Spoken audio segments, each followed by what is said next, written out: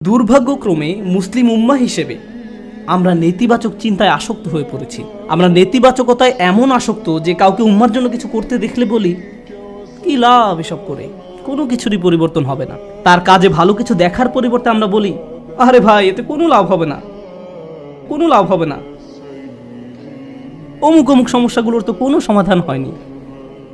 ফিরে আসো, আমাদের সাথে নেগেটিভ ক্লাবে যোগ দাও। তুমি এত পজিটিভ চিন্তা কেন করো? অর্থাৎ কাউকে পজিটিভ দেখলে আমাদের কেমন যেন একটা গা জ্বালা করে।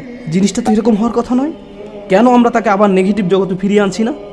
দুঃখজনকভাবে কখনো কখনো এই মনোভাব এমন মানুষদের মাঝে দেখা যায় যাদেরকে আমরা অনুসরণ করি, যেমন পিতামাতা।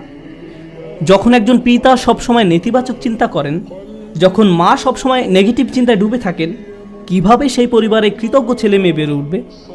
তারা যদি আপনাকে সবসময় অভিযোগ করতে দেখে, সব সময় আপনাকে দুঃখ ভারাক্রান্ত দেখে, আপনার বাচ্চারা যদি আপনাকে কখনো কোনো কিছুর জন্য কৃতজ্ঞ হতে না দেখে, কার কাছ থেকে তারা কৃতজ্ঞতা শিখবে?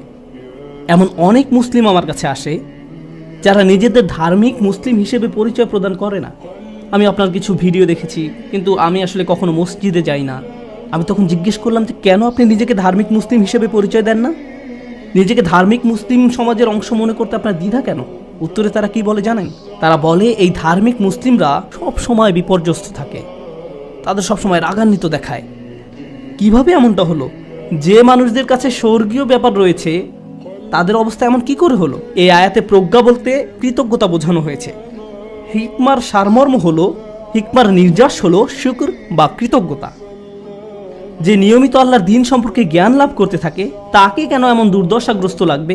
মূলত আপনি যত বেশি কৃতজ্ঞ হবেন, আপনাকে তত বেশি ইতিবাচক দেখাবে। সব সময় সব কিছুতেই আপনি ইতিবাচক দিকটি খুঁজে পাবেন।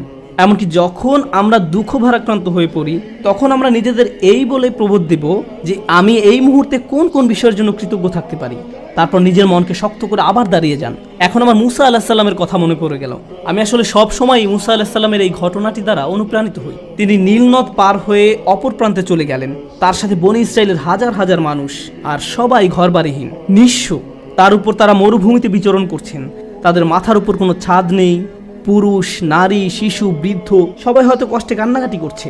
আমরা এখন টেক্সাসের 100 ডিগ্রি ফারেনহাইট তাপমাত্রায় 20 মিনিট থাকতে পারি না, বলে উঠি আমাকে এখনই বাসায় যেতে হবে। আর তারা মরুভূমিতে বাস করছেন। এখন মুসা আলাইহিস সালাম তাদেরকে শান্ত করার লক্ষ্যে তাদের উদ্দেশ্যে বক্তব্য দিবেন। তিনি তাদেরকে বললেন, লা ইন শাকারতুম লা আযীদান্নাকুম, যদি তোমরা কৃতজ্ঞ হও আমি তোমাদের বাড়িয়ে দেব। আমি ভেবেছিলাম যে তিনি তাদের ধৈর্য ধরা নিয়ে খুতবা দিবেন, কিন্তু না, তিনি তাদের উদ্দেশ্যে কৃতজ্ঞতা নিয়ে খুতবা দিলেন। কেউ হয়তো বলতে পারে, আরে আমরা কি নিয়ে কৃতজ্ঞ হব?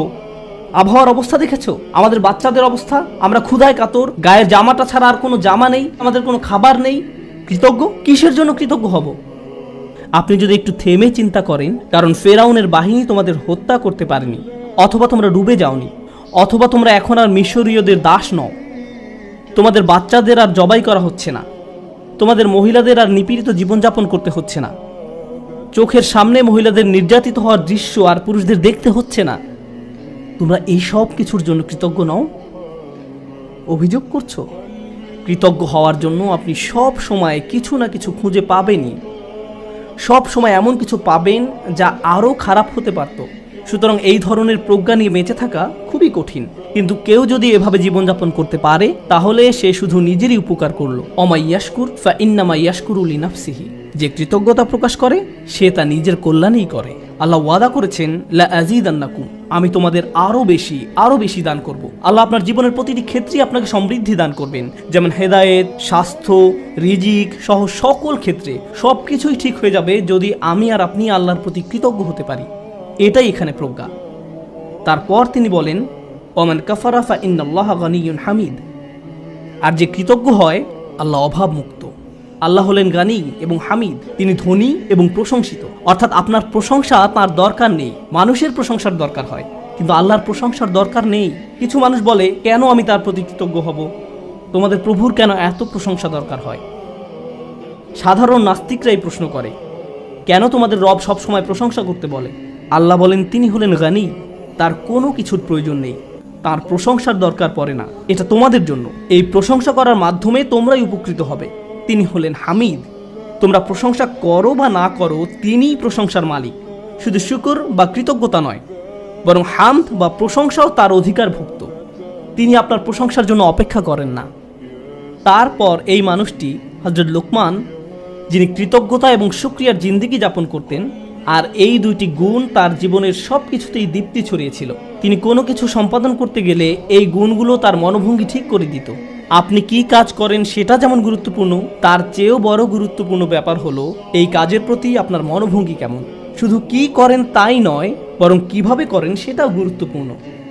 আপনারা উভয়ে বিসমিল্লাহ বলে খাওয়া শুরু করেছেন, সব কিছু দেখতে একই রকম, কিন্তু একজনের কৃতজ্ঞতার মনোভঙ্গি ছিল আর অন্যজনের সেটা ছিল না।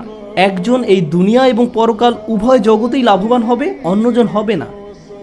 অন্যজন এই সমস্ত উপকারের দরজা বন্ধ করে রেখেছে, কারণ যে দৃষ্টিভঙ্গিতে সে খেয়েছিল সেটা কৃতজ্ঞতার দৃষ্টিভঙ্গি ছিল না। শুকর শুধু কাজের নাম নয়, এটা মনোভঙ্গিরও নাম। এখন তিনি তার ছেলেকে কি বললেন?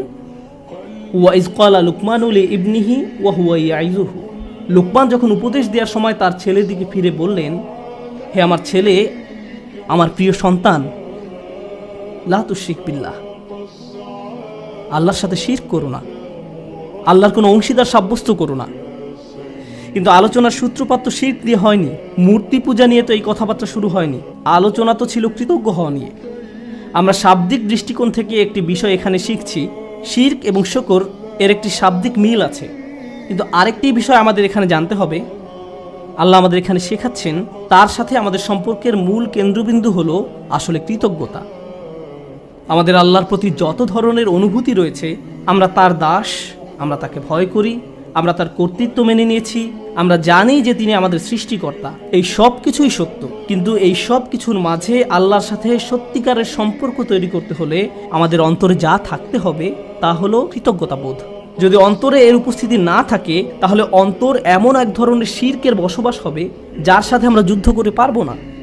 কারণ এটা দেখতে মূর্তির মতো নয়, এটাকে দেখতে মিথ্যে কোনো খোদার মতো মনে হয় না। এটা এমন এক ধরনের মূর্তি যার বসবাস অন্তরে। তো তিনি তার সন্তানকে বলেন, আল্লাহর সাথে শিরক করো না, আল্লাহর প্রতি অকৃতজ্ঞ হয়েও না বলার পরিবর্তে তিনি এই কথা বললেন, কারণ তিনি যেহেতু মনে করেন কৃতজ্ঞ হওয়াই আসলে প্রজ্ঞা, আল্লাহর পাশাপাশি কোনো কিছুকে স্থাপন করো না। আমরা এটা কিভাবে বুঝব? লুকমান তার ছেলেকে আসলে কি শিক্ষা দিচ্ছেন? প্রসঙ্গত এটা শুধু সন্তানের সাথে পিতার কথোপকথন নয়, বরং এটা এমন যে কারো জন্য হতে পারে যার অধীনে কেউ বাস করে। আপনার জীবনে যদি এমন কেউ থাকে যে আপনার কাছ থেকে প্রজ্ঞার তালাশ করে, বিশেষত আমি বাবাদের উদ্দেশ্যে বলছি, এমনকি এর বাইরেও আপনি হয়তো বড় ভাই, আপনি এমন পজিশনে আছেন যেখানে অন্যরা আপনার অনুসরণ করে, সেক্ষেত্রে আপনার উচিত এই শিক্ষাটি তাদের নিকট পৌঁছে দেয়া। আমি নিজেকে এই প্রশ্নটি করি। আপনাদের কাউকে কাউকে আল্লাহ অনেক কিছু দিয়েছেন, যেমন আপনাদের হয়তো ভালো চাকরি আছে, ভালো ব্যবসা আছে, টাকার সমস্যা নেই, গাড়িও আছে, আপনার সব কিছুই আছে। ফলে আপনার বাচ্চাদের জীবন আপনার নিজের জীবনের চাইতেও অনেক বেশি সহজতর। কিন্তু আপনি যখন ছোট ছিলেন, আপনার জীবন এতটা সহজ ছিল না। আমার এখনও মনে আছে, ঈদের সময় আমরা বার্গার কিনতাম। আমরা একটা বার্গার কিনে পুরো পরিবার সবাই ভাগ করে খেতাম। এটাই ছিল আমাদের ঈদ। আমি আমার বোনের টুকরার দিকে তাকিয়ে থাকতাম, কারণ মাঝখানে টুকরাটা ছিল সবচেয়ে বড়। অনেক বাচ্চারা প্রথম টুকরাটা চায়, কিন্তু প্রথম টুকরাটিতে তো শুধুই রুটি। এখানে আসল কথা হলো, আমাদের বাচ্চারা এসব জানে না। তারা এভাবে বলে, আমি আমারটাতে চিজ চাই, আমারটাতে মেয়োনিজ চাই, কেউ বলে আমারটাতে চিজ না, পেঁয়াজ চাই। আমার বাল্যকাল আর তাদের বাল্যকাল একরকম নয়। তারা কষ্ট দেখে না। যখন আপনার টিনেজ বাচ্চা বলে, আমি ঠিক শিওর না কোন কলেজটাতে ভর্তি হব, কোন গাড়িটা যে পছন্দ করি, আপনার হয়তো তখন মনে পড়ে, ভাই আমি পাবলিক বাসে ধাক্কাধাক্কি করে কলেজে যেতাম, সকালবেলা পত্রিকা বিতরণ করতাম, কাজে 3 মিনিট দেরিতে পৌঁছানোর জন্য চাকরি হারিয়েছিলাম, আমি কোনো মতে টিউশন ফি দিতাম, বাসায় নিয়মিত বাজারও থাকতো না। আর আমার বাচ্চারা এখন বলছে তারা শিওর না কোন গাড়িটা কিনবে। আপনার মন চাচ্ছে দেয়ালে নিজের মাথা ফাটাতে, কারণ আমাদের বাচ্চারা মনে করে তাদের তো এমনিতেই সব কিছু পাওয়ার কথা। তারা কৃতজ্ঞ হওয়ার মানে বোঝে না। এভাবে কারো পক্ষে কৃতজ্ঞ হওয়া সম্ভব নয়। আমাদের উচিত আমাদের বাচ্চাদের টাকার মূল্য শেখানো, তাদেরকে উন্নত জীবন দেওয়ার মানে এই নয় যে তাদেরকে ভালো মানের অ্যাপার্টমেন্ট দিবেন। আপনি হয়তো অতিরিক্ত দিয়ে তাদের ধ্বংস করে দিয়েছেন। আপনার বাসা যদি খেলনায় পরিপূর্ণ থাকে আর তারা শুধু আরও নতুন নতুন খেলনা চায়, 2 দিন আগে কিনে দিয়েছেন সেটা ময়লার বাক্সে, তাহলে এই সব শেখার মানে কি? এই তিলাওয়াতের অর্থ কি?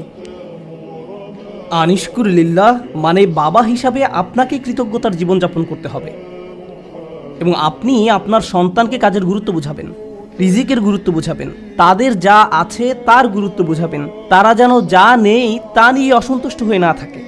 ঈদের সময় বাচ্চারা ধনী হয়ে যায়।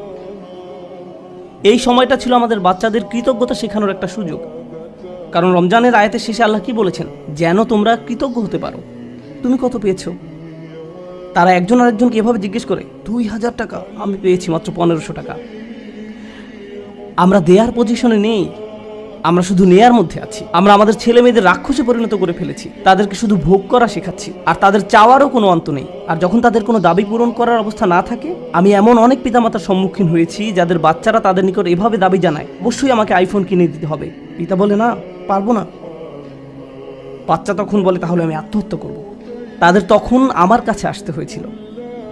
নতুন আইফোন না পাওয়ার কারণে তারা এমন থ্রেট দিচ্ছিল, কিংবা বাসায় ওয়াইফাই নাই এজন্য এমন করছিল। এটা কৃতজ্ঞতার সম্পূর্ণ বিপরীত আচরণ। আর এমন আচরণ হলো আল্লাহর সাথে এক ধরনের শিরক। যখন কৃতজ্ঞতা হারিয়ে যায়, যা বাকি থাকে তা হলো শিরক। আপনি আত্মসমর্পণ করতে চান, যার কথা শুনতে চান, যাকে সন্তুষ্ট করতে চান, সে হলো নিজের ইচ্ছা আকাঙ্ক্ষা, নিজের ভোগ বিলাসিতা, নিজের কামনা বাসনা। বাচ্চারা এসব জানে না। তাদেরকে দেখিয়ে দিতে হবে, বোঝাতে হবে। আপনি তাদেরকে যা বানান তারা তাই হবে।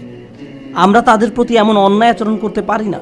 আপনার টাকা আছে বলেই যে তাদের সব দাবি পূরণ করতে হবে এমনটা নয়। অবশ্য বিপরীত অবস্থাও আছে। অনেক পিতামাতা তাদের বাচ্চাদের কিছুই কিনে দেয় না, তারপর তারা এই খুতবা ব্যবহার করে। না, এটা করবেন না। অবতাগি বাইনা যালিকা সাবিলা, মধ্যম পন্থা অবলম্বন করুন। আমি আরেকটা ব্যাপারে দৃষ্টি আকর্ষণ করতে চাই, কারণ বিষয়টা গুরুত্বের দাবি রাখে। আমাদের বাচ্চাদেরকে দায়িত্ববোধ শেখাতে হবে। তারা যখন টিনেজ বয়সে পৌঁছায়, তাদেরকে বাসার ছোটখাটো কিছু কাজ করতে দিন, তাদেরকে বাসার কাজে কিছুটা অবদান রাখতে দিন। তারা যদি এর বিনিময়ে চায়, তাহলে বলুন, তুমিও এই বাসায় থাকো, এখানেই ঘুমাও, তোমাকেও কিছুটা দায়িত্ব নিতে হবে।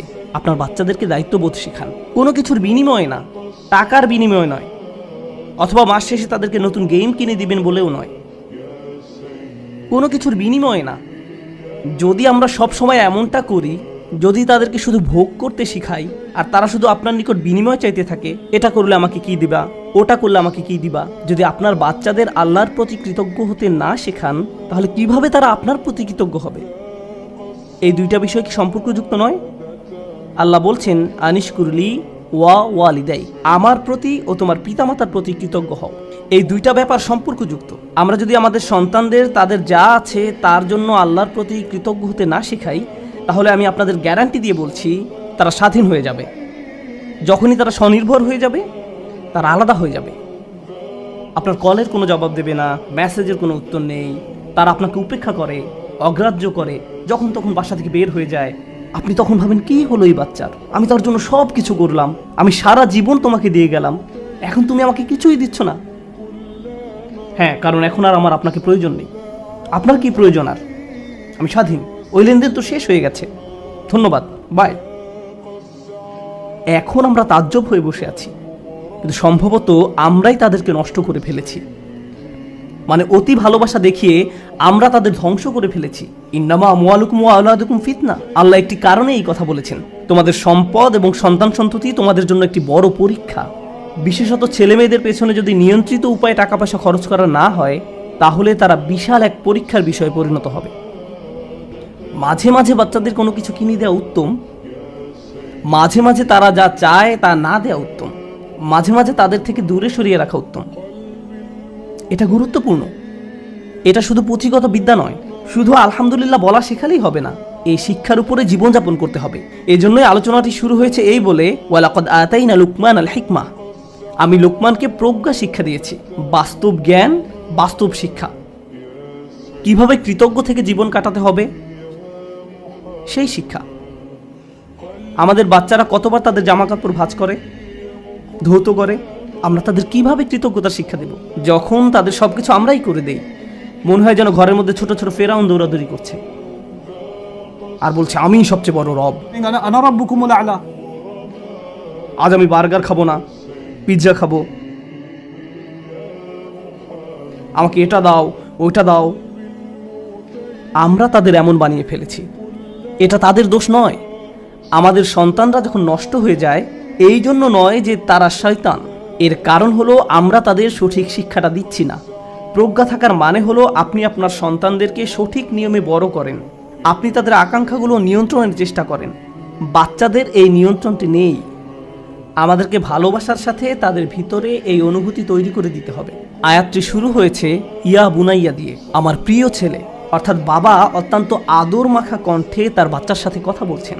আপনি এর উল্টাভাবে শুরু করতে পারেন না। এই বাসার সবাই শোনো, আমি মাত্র জুমা থেকে আসলাম, বাসার সব কিছু এখন অন্য নিয়মে চলবে। এভাবে না। ভালোবাসার সাথে সুন্দরভাবে করুন, তাদের সাথে কথা বলুন, তাদেরকে বুঝান যে তাদের আচরণ পরিবর্তন করতে হবে। আমাদের মাঝে না দেখলে তারা এটা শিখবে না।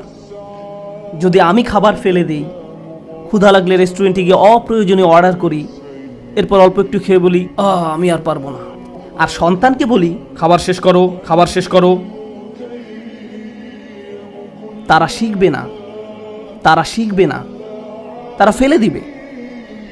আপনার জীবনটা যদি অকৃতজ্ঞতায় পূর্ণ থাকে তাহলে এটা অনেক বড় একটা সমস্যা। এই জন্যই অবিশ্বাস এবং অকৃতজ্ঞতা প্রকাশে একই শব্দ ব্যবহার করা হয়েছে, একই শব্দ ব্যবহার করা হয়েছে। কুফর বিল্লাহ মানে হলো আল্লাহকে অবিশ্বাস করা, আর কুফরান বিন নিয়ামাহ মানে নিয়ামতকে অস্বীকার করা, অকৃতজ্ঞ হওয়া। একই শব্দ। আল্লাহর নিকট কাফের আসলে দুইটা জিনিস। ভাবতে পারেন, এমন ব্যক্তি যে আল্লাহকে অস্বীকার করে এবং যে আল্লাহর প্রতি অকৃতজ্ঞ। এই জন্য যে ব্যক্তি আল্লাহর প্রতি কৃতজ্ঞ থাকে তার পক্ষে শিরক করা অসম্ভব। কারণ আপনি যদি আল্লাহর প্রতি সুধারণা পোষণ করেন, আপনি শিরক করতে পারবেন না। আমাদেরকে তার প্রতি অকৃতজ্ঞ হওয়ার শিরক থেকে রক্ষা করুন। আল্লাহ আজ্জা ওয়া জাল্লা আমাদেরকে কৃতজ্ঞ থেকে জীবন পার করার সামর্থ্য দান করুন এবং আমাদেরকে সেসব মানুষদের অন্তর্ভুক্ত করুন যারা তাদের সন্তানদেরকে কৃতজ্ঞ হওয়ার শিক্ষাদান করে। বারাকাল্লাহু লি ওয়া লাকুম। আসসালামু আলাইকুম ওয়া রাহমাতুল্লাহ।